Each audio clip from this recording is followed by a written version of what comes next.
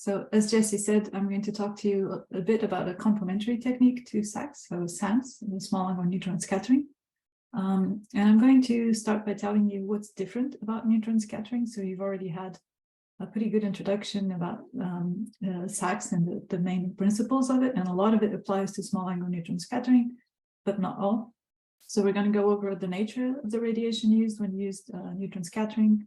We're going to talk a little about incoherent scattering and contrast, which are big deals for small angle neutron scattering. Throughout the talk, I'm going to keep giving you notes on experimental planning and the SAXS-SANS complementarity. So I'll tell you a little about sample volume and concentration, how we would measure match points, deuteration, hydrogen deuterium exchange, and also where you could apply for beam time if you've never even considered using SANS. And then I'll end with some examples of applications on, of course, contrast variation studies, and also the other. So these are basically the two main applications of SANS. It's basically for contrast variation studies, at least in the context of bio studies, and studies of sample environment effects like pressure and temperature. And if you'd like an informal introduction to the NIST Neutron Center, I recommend this video online, which is very cute, and it tells you a little bit about neutrons. All right, so the nature of the radiation used, so the process of a small angle neutron scattering, a SANS experiment, is very similar to SAXS. There are many parallels, but then there are also many differences, as you would suspect. So for example, the sources of neutrons, the sources of the radiation are different. In our case, of course, we do not use synchrotrons. We use either spallation sources or reactor sources, and there are many around the world. The way we do monochromatization and collimation is also different. The way the radiation or the neutrons interact with your sample is different.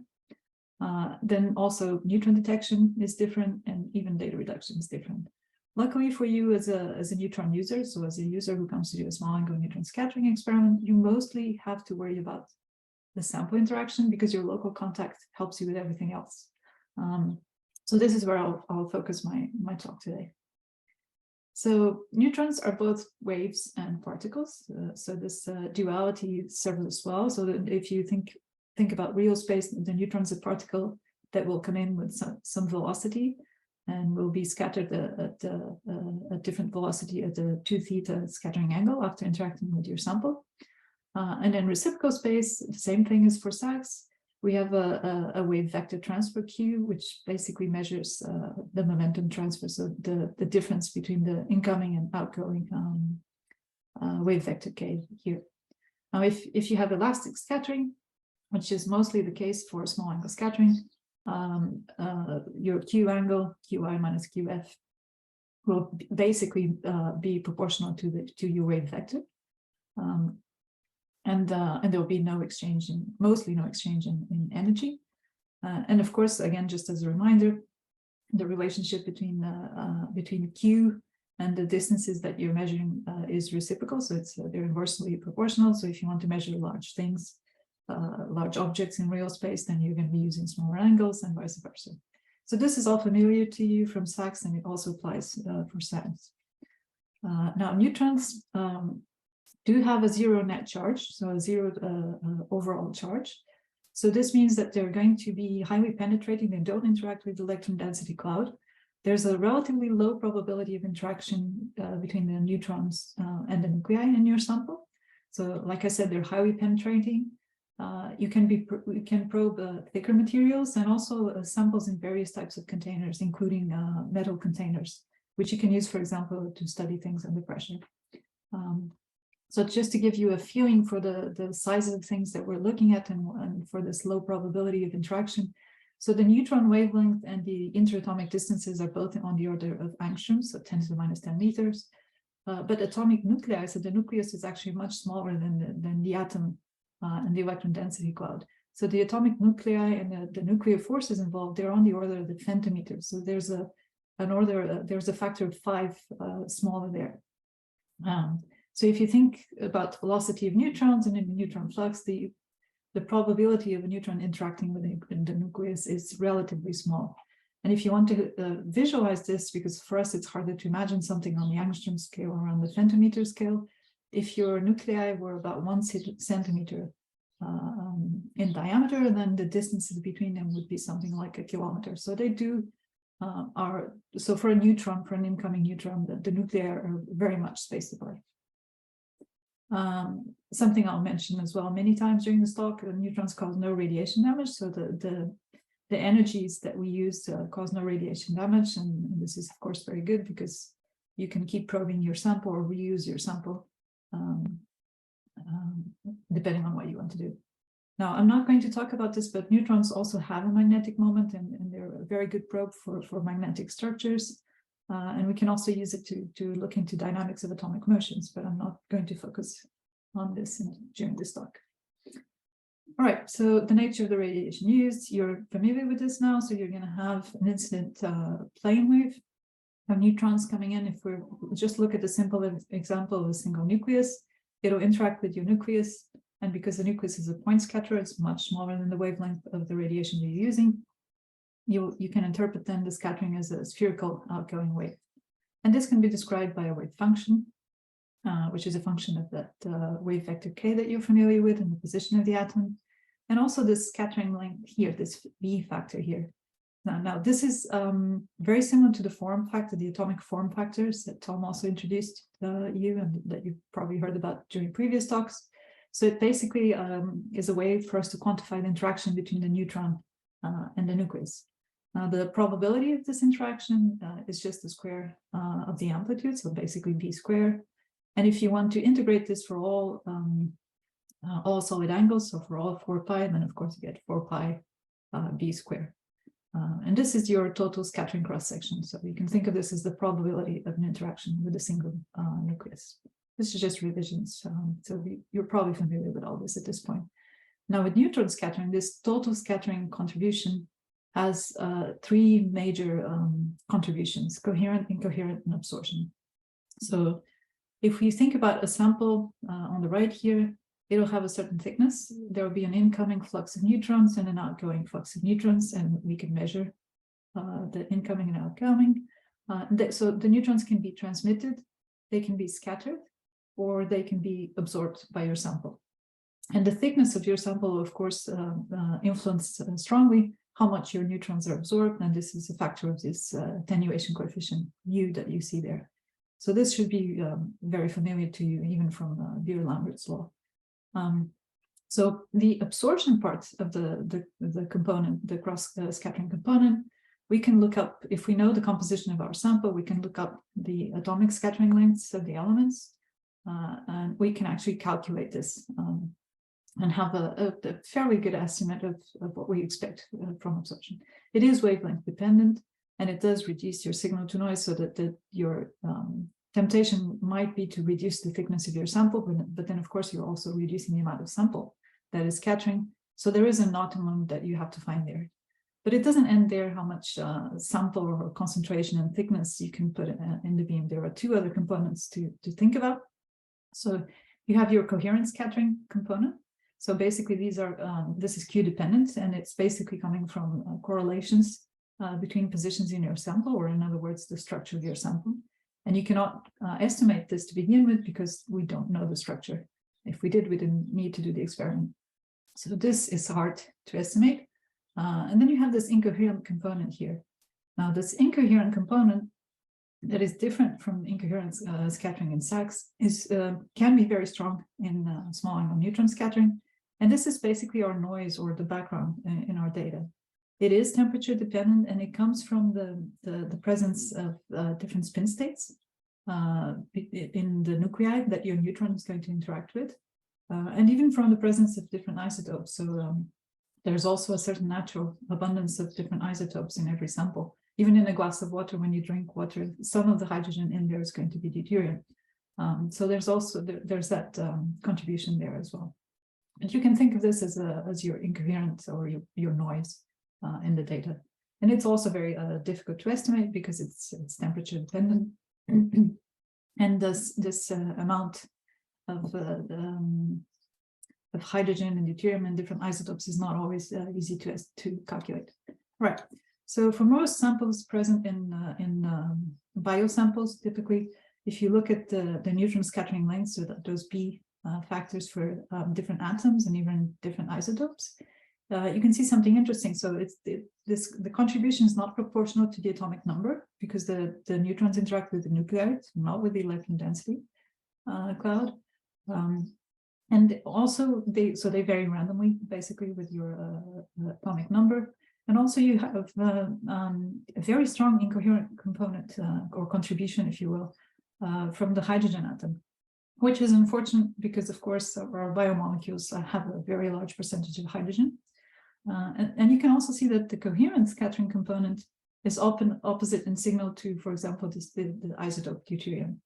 And this is the reason why we play with the amounts of hydrogen and deuterium in our sample.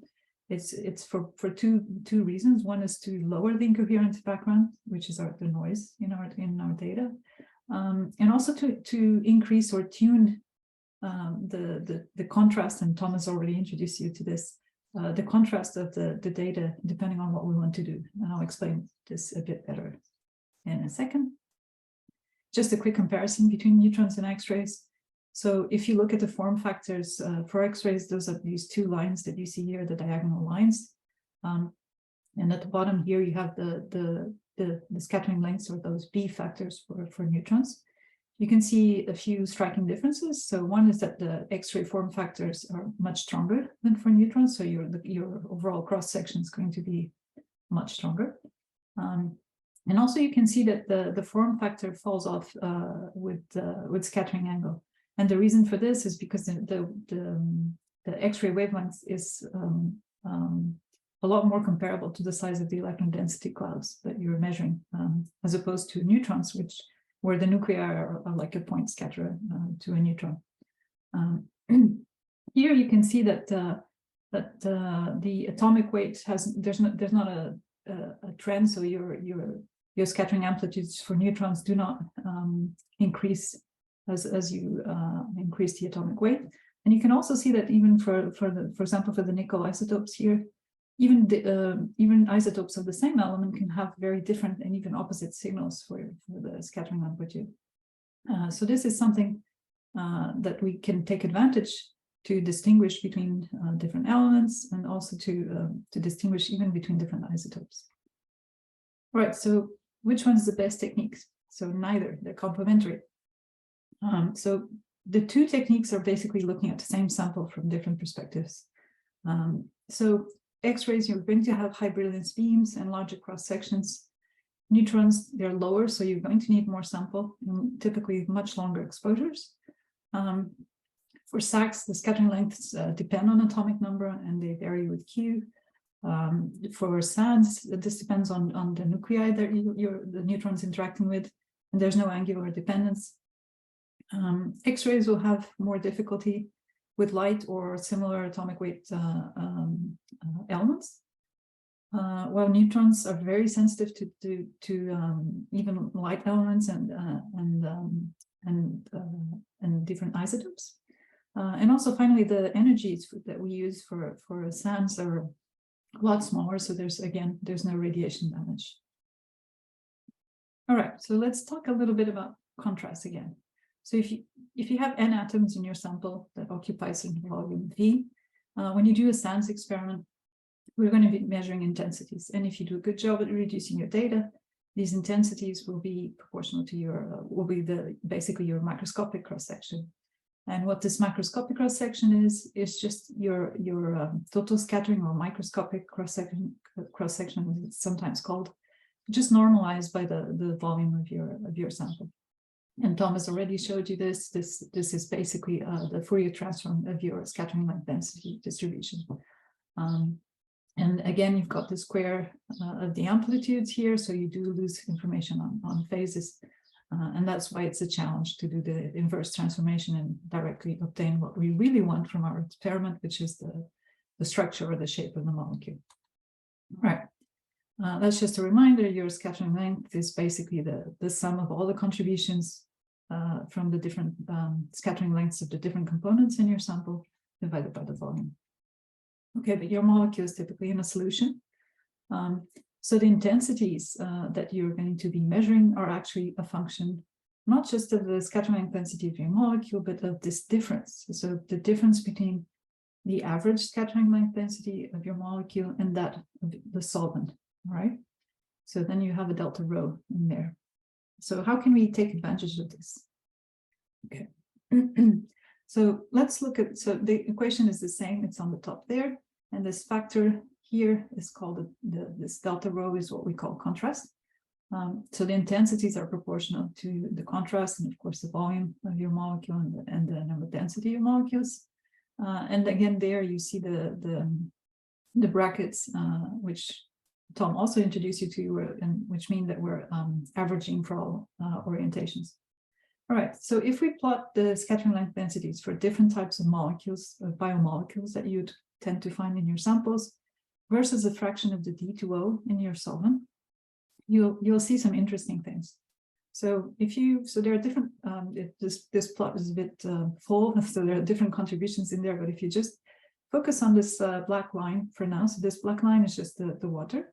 So the scattering length density increases as you have more and more deuterium in your solvent, and the reason for that, I showed you that plot, is because the coherent scattering of deuterium is much stronger than that of hydrogen. You would also notice that in some points this water line crosses the lines for other types of molecules. So let's focus on an example where you have two proteins. So your sample is made of two proteins, and we've deuterated one of the proteins. So let's say the protein's about 70% deuterated. You have a complex, you want to know the structure, the stoichiometry, the shape of each component, and you have that in an aqueous buffer. So if you measure this random starting contrast, which is about 8% of D2O, for example, what would you have? So you have this green line for the I'm going to call it hydrogenated protein, so the protein that hasn't been deuterated. And there's a difference between this line and the line for water, right? So this is your contrast term, your delta rho up there in your equation. And this difference is actually a little small, or considerably smaller than the difference between the 70% deuterated protein, which is this gray line, this gray thicker line, and that of the water. So both of the proteins will have some contrast, and it will be stronger for the 70% deuterated protein. So this actually means that both will contribute to the scattering signal from your experiment, and your 70% deuterated protein will contribute more. Now you can keep doing this and for example, measure this interesting intermediate contrast where the scattering length density of your protein crosses that of the water, your solvent, which is almost about 40% D2O.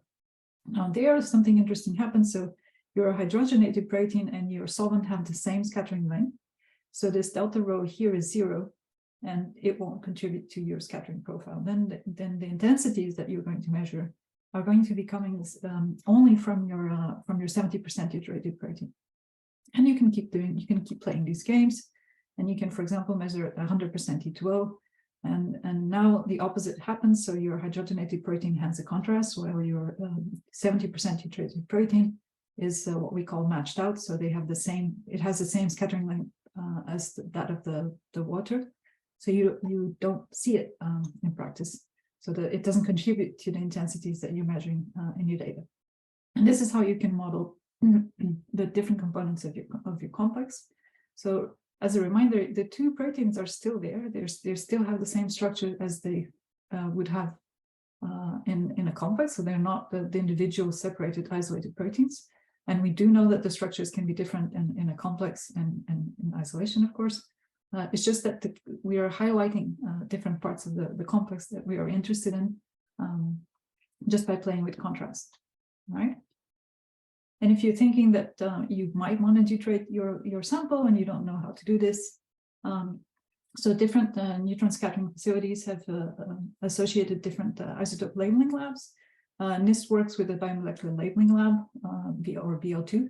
And the head of the lab is V. Kalman. You can send him an email or just write me an email if you want to discuss this, if you think you need to deuterate your sample. And by deuterating your sample, of course, what you're doing, you could put your sample in, so if you, let's go back here for a second.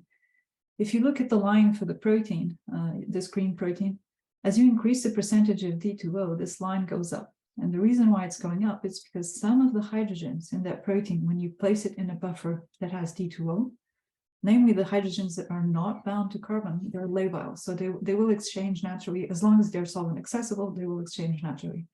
But the ones that are bound to carbon will not exchange. And there's still a significant percentage of the hydrogen in your sample that will increase the incoherent background that you have.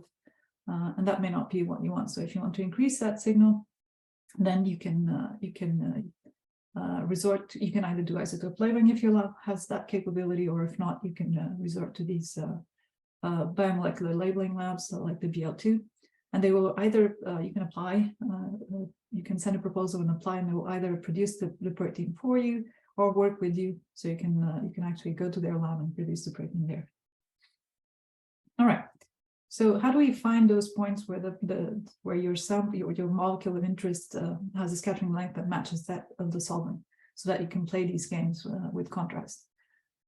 If you know for example, the sequence of your protein, or if you have a crystal structure, you can estimate what the match point will be. But because it's influenced by how much of the protein is accessible to solvent, then that's difficult to determine. It's always best to experimentally determine the match point of your protein. And the way you do that, just as a reminder, this is the same for X-rays, because at QE equals 0, your intensities are proportional to contrast. If you measure your scattering intensities with your molecule in different percentages of D2O, and you make a plot of the square root of I0 divided by concentration, you should get a straight line. So when this line crosses the intensity 0, then you've found your match point and you've experimentally determined it, basically. If you have, so far I've been assuming that the particle that you're trying to study is homogeneous, but sometimes, like the example of the hydrogenated protein and the 70% deuterated protein that I showed you, sometimes your molecule of interest is inhomogeneous, so it has areas where the scattering intensity is much stronger or not homogeneously distributed. So then you have to go a little bit beyond the Guinier approximation, and that's what Sturman did. So just as a reminder, your radius of gyration is a function of the scattering density of your protein, and it's not necessarily the radius of the real space radius of your molecule of interest. It is a function of the scattering density, but also of pairs of distances between different parts of your molecule of interest and the center of the scattering length density. So it's not the center of mass, but it's the center of scattering length density. And this has some implications in what your final calculated RG will look like and how it compares to the real space RG of your sample. I'll show you an example in a minute. But just to make you aware, so you can do a Sturman analysis of your data, where basically you measure your scattering at different contrasts, so by varying the percentage of D2O, for example. And so you measure data at these different delta rows, you determine the RGs. And if you measure it, for example, at 3 or more contrasts, you can determine these 3 other terms, these R or 0, alpha, and beta. And these are all terms that give you information on the distribution of the inhomogeneities and scattering length density in your sample. So you can use these parameters to model your molecule and fit your structure. So don't worry too much about the details. I just want to make you aware of what it is. But and in general, they're just parameters that will help you model your structure. Now, the reason why the RG can be very different from your real space radius. So if you think of an example where you have a particle that is fairly large, so limited by this blue circle here. But if you're, what neutrons see are the scattering length density, right? So if you think that the scattering length density center of mass is concentrated here in the middle, or in other words, there's a much stronger scattering length density for the parts of the molecule that are concentrated here in the middle, and it's very light on the outside. The radius of gyration that you're going to be calculating, because remember it's a function of this Ri minus Rc, it's going to be strongly focused or strongly biased towards very short distances, the distances here in the middle. So you're going to obtain an RG that is much smaller than the real space radius of your molecule. So this is all information that we have to take into account And disturban analysis is one of the ways that you can do that. If it's a two-component system and they have very different scattering intensities, you can also use something called the parallel axis theorem. The reference is there if you want to look at the details, but basically, again, it's a way that you can measure your RG at different contrasts, so at different delta rows. And this will allow you to extract information about the volumes of the different components in your molecule.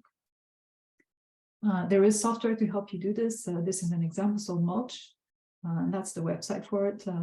It contains a number of different modules, the RG module and the compost module that can help you basically deconvolute your data. So your intensities, for example, if you have a two-component molecule, like the example of the two cats, they are shown on the right for data collected at different contrasts. You'll have a contribution from the blue cat, you'll have a contribution from the pink cat, and then you also have a cross term because they are forming a complex, they do influence each other's structure. And this again is something that you can model. And Mulch has a module that will help you basically deconvolute your measured intensities so that you can have individual curves for your two components and the cross term, and you can fit them as well. All right. So what does it implicate to do a contrast variation experiment with SANS? So you're going to be doing some calculations before your experiment. So you're going to be trying to predict contrast values and match points, and you're going to use the chemical composition of your sample, so the sequence, if there's a lipid presence, or what you know about your sample. It's ideal if you can predict SANS curves at various contrasts, if you have some starting models, for example, from crystal structures, because that will help you determine what Q ranges do you need to do, and what the kinds of intensities that you expect and concentrations that you might need. You're going to be doing an experimental match point determination. So you're going to be measuring SANS data at different percentages of D2O, for example, to determine what's the exact match point of your complex and individual components. You can do a Sturman analysis and use the parallel axis theorem as well to determine RG for individual components and spatial relationships between the two. Now, typically, this involves collecting data on at least 5 contrasts. The good news is that neutron scattering is there's no radiation damage, so you can reuse your sample. And then you're going to be doing the structural modeling. So you're going to be modeling the structures to fit the data, and you can use the parameters from the Sturman analysis and the parallel axis theory. And of course, you can use SAXS data. Now, an important thing as well when you're doing a contrast variation experiment is that you check that the structure doesn't change because you put it in a D2O buffer. And this you can simply check by doing SAXS measurements at different percentages of D2O and ensuring that the scattering curve doesn't change much. So there are many options for software available for contrast variation. Mulch is one of them. Mulch will accept 2 component complexes. SASI is what we typically use at NIST, at the NIST Center for Neutron Research, the NCNR. It does accept an unlimited number of components, and it has also different modules also for model building. You can calculate, you can do an I of 0 analysis to plan your experiments with the contrast calculator module. You can use SASCalc to calculate theoretical SANS curves, for example. And this also takes into account the differences in contrast from the exchange between hydrogen and deuterium that happens when you put your molecule in different percentages of D2O buffers. All right. So a few practical considerations I've listed in there, typical sample volumes and concentrations and volumes that you need. So all this depends, of course, on your molecule. So again, if you're thinking of doing a SANS experiment, I really recommend that you just contact one of us to discuss it if you haven't done it before. And I also recommend these 2 references here on the right. I'm going to move on to the examples. So this is an example of a study carried out by my colleagues Susan Kruger and Alex Khrushchev here at NIST. And it was a collaboration with scientists from Novavax. So this study was on a respiratory syncytial virus particle. So the Novavax is developing a nanoparticle vaccine that is basically a complex between a viral protein and this PSA-80 complex. So this RSV virus is basically it's an enveloped RNA virus that causes lower tract respiratory diseases, and it's actually a significant burden for public health. It affects strongly people with older people or infants, so basically people with a debilitated immune system. And actually, as of yesterday, although there isn't yet a licensed vaccine, the FDA announced that they recommend 2 new vaccines for this virus. So the question here, so for this study, what they wanted to know was basically the structure of this nanoparticle, the mixture of the PSA protein complex. So PSA is basically stabilizing the viral protein, and this is a viral protein that mediates the fusion of the protein, the viral protein with the membrane of a host. So they know that this protein is involved in mediating this. And they thought that basically the structure that they had in this nanoparticle vaccine, candidate vaccine, was this trimer protein that has a transmembrane region, and that had this very flexible structure. And this trimer can actually undergo significant structural changes throughout the infection process. But they thought they basically had this prefusion structure, but were a bit puzzled about the very strong immune response that the vaccine was causing. So the SANS study was basically trying to clarify that a little bit. So it's difficult to look at nanoparticle vaccines because of the heterogeneity of the membrane in the protein detergent complex, is particularly if the detergent is a large part of the nanoparticle. So for this study, there were some atomistic structures available from crystallography, but the structure had been manipulated to stabilize the crystals. There was also TEM studies, but again, to produce these, the samples were significantly manipulated. So there were questions about the sample manipulation causing some bias. And basically, the Novavax wanted to know what's the stoichiometry and arrangement of these trimers and the PS80 in solution. And they had these images that were a bit puzzling at the time. Right, so we collected SANS and SAXS data. And what you see here on the top left is basically data collected at different contrasts. So the green line is data collected in almost 100% D2O for the entire particle, where all the components have some contribution to the scattering. They then also collected data in H2O and D2O and measured it by SAXS to make sure that the curves were essentially the same, so that there was no major effect from putting the particle in D2O. And then they also collected data, determined and collected data at the PS80 match point. So as a reminder, the match point is basically the point where the scattering length density of your PS80 is the same as that of the buffer, so it doesn't contribute to the structure as much, and you're only or mostly focusing on the protein. And there, on the right there, you have the p-vars for these different curves, and you can see that they change significantly with the contrast. On the bottom here, you have data, so the data and then the equivalent, and the corresponding p-var for data collected at around 41% D2O. And here, what's happening is that you're matching out the protein contribution, so you're focusing mostly on the structure of PSA.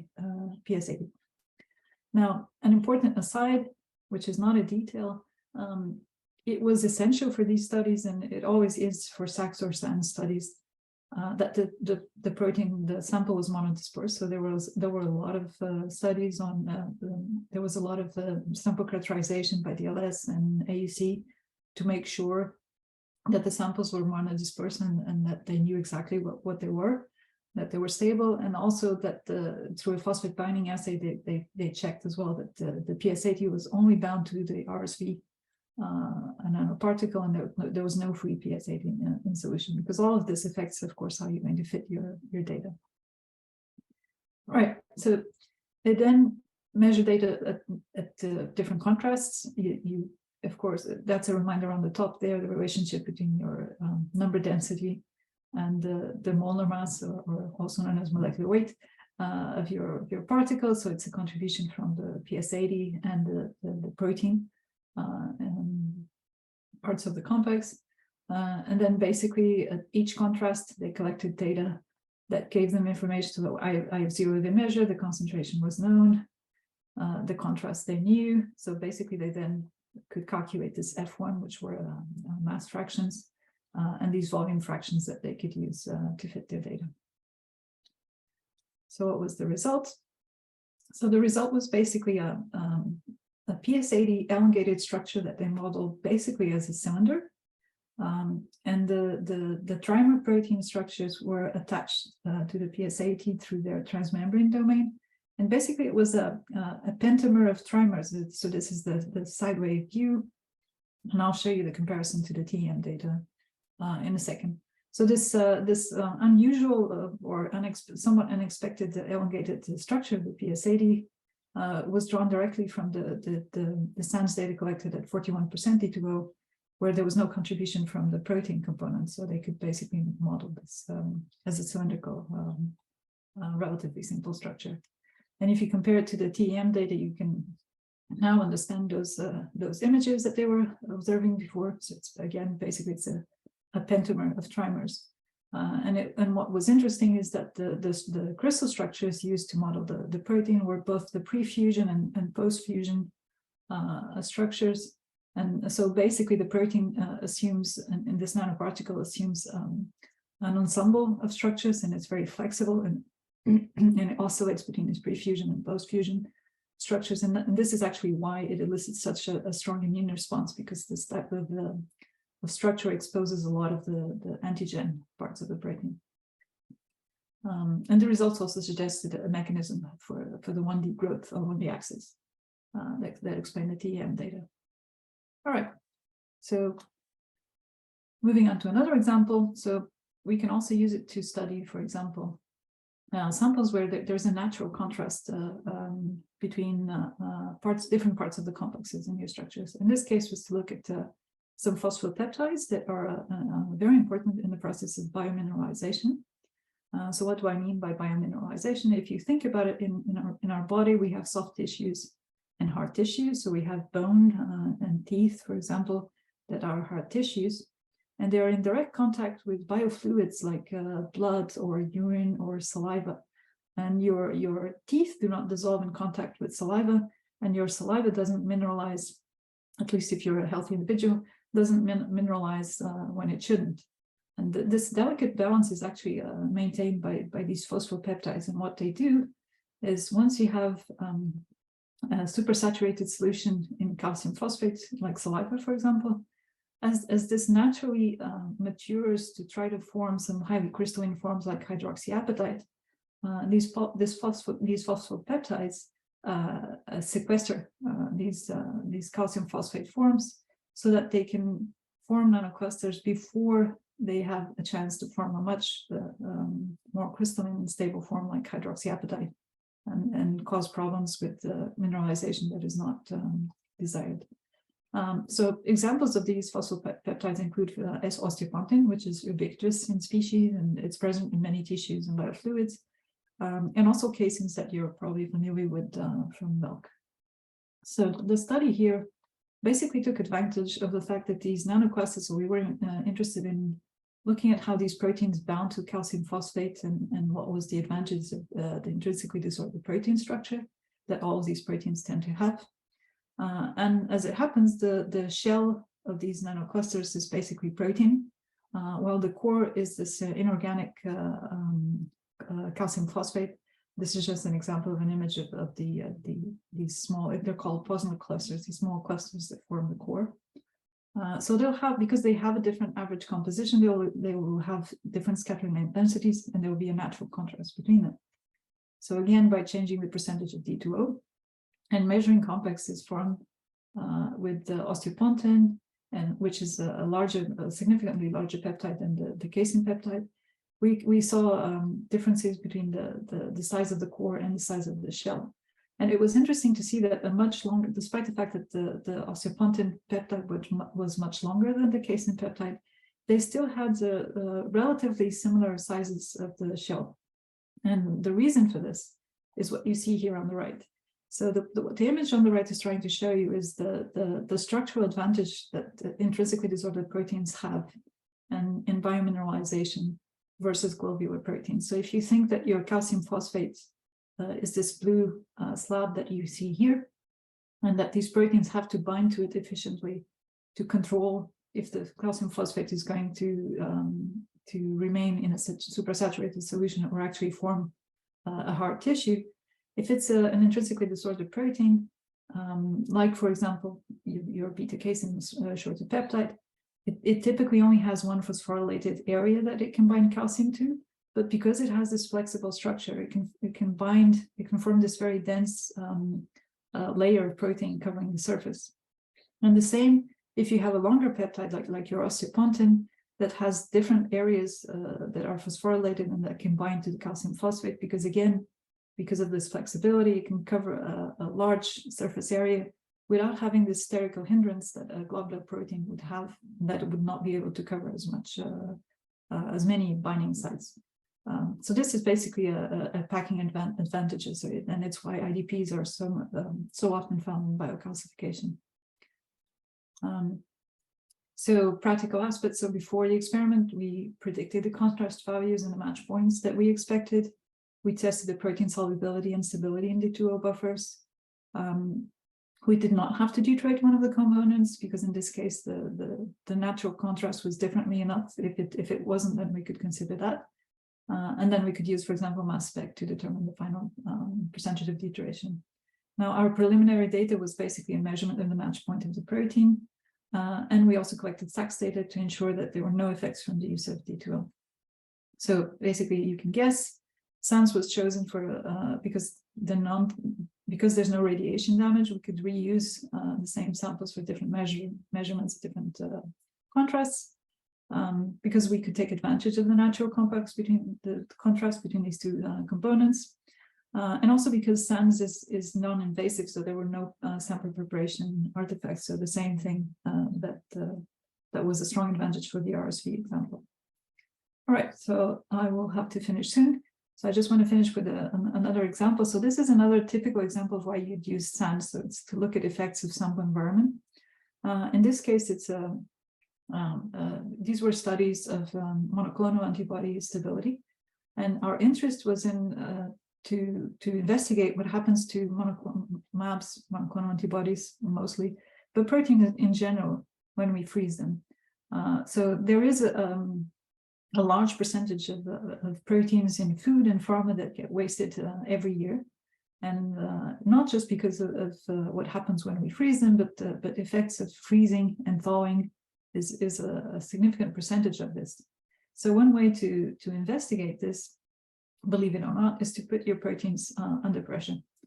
Now, it may seem counterintuitive, but actually over 70% of our planet is under pressure, and there are higher organisms that thrive in these high pressure environments.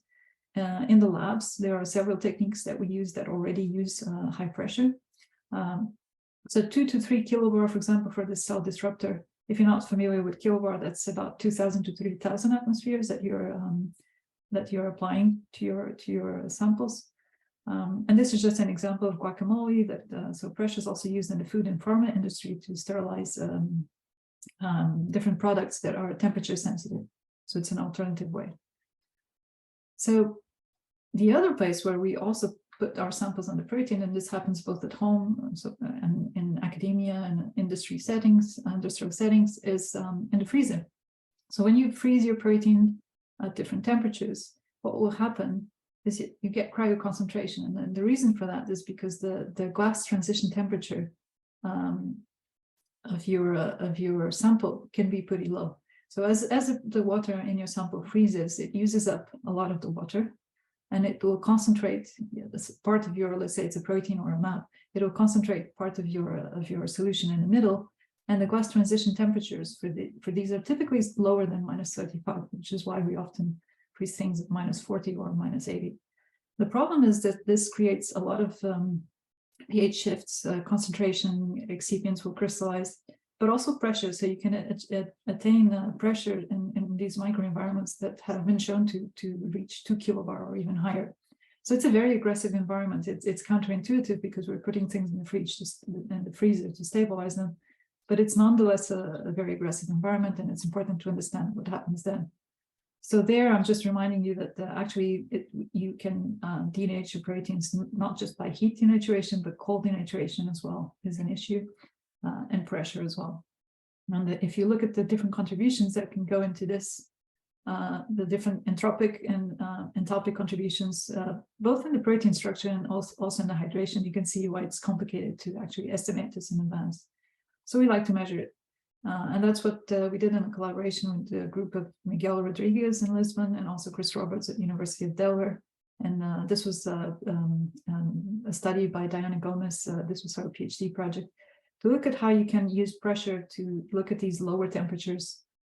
So normally, if you were at ambient pressure, as soon as you go below zero, your water will freeze in your sample. But if you actually take advantage of the phase diagram of water and you apply pressure before you lower the temperature, you can do these studies in the absence of ice. So you can basically separate the effects of interaction with ice from effects of the cold temperatures and cells. And I'm running out of time, but basically that's what Diana did. So then she collected data at different points, and she looked at the radius of gyration normalized by the native radius of gyration, and she made a color plot where basically, so your plot on the left is basically the same as on the right, except on the blue here, you've got your solid ice phase. And this NA is where she did not collect data. But you can see from the colors, so red basically is where you have a more compaction effect, and purple or blue is where you have an unfolding effect. You can see immediately visually, you can see that at higher pressure, low temperatures, and also higher temperature, high pressures, you start moving towards an unfolding. And for the rest, you mostly have a compaction effect.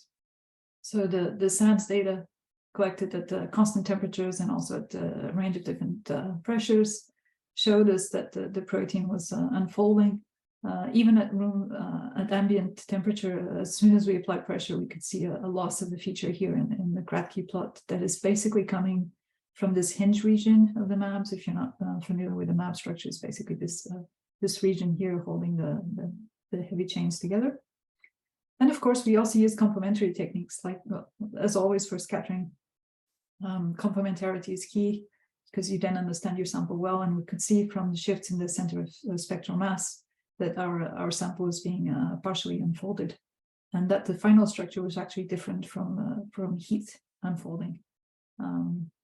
And these were just some of the parameters that we calculated that showed that we were stabilizing the unfolded state, both by applying pressure alone and by applying pressure and lowering the temperature.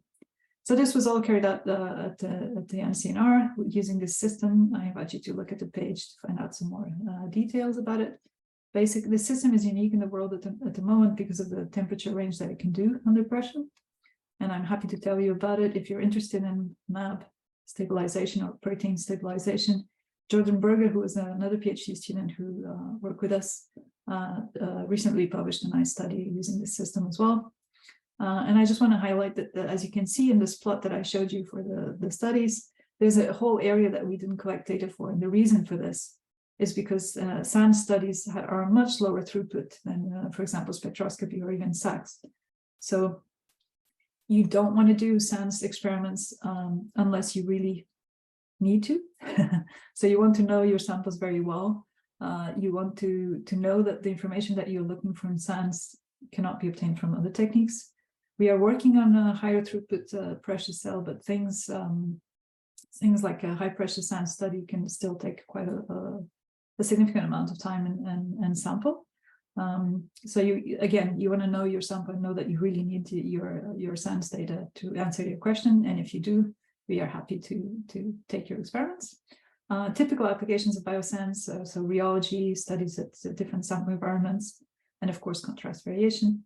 If you've never done small angle neutron scattering, you can either reach out to me or have a look at our webpage. These are the typical centers that you'd look for applying for beam time.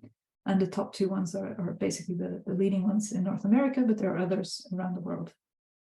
And I'll quickly finish with the acknowledgement because I'm over time. I'm very grateful, of course, to NIST and to Churns for funding for the research that I've described. And of course to Jesse and Max and the organizers for the opportunity to talk to you about neutrons. And I will take any questions if you have them.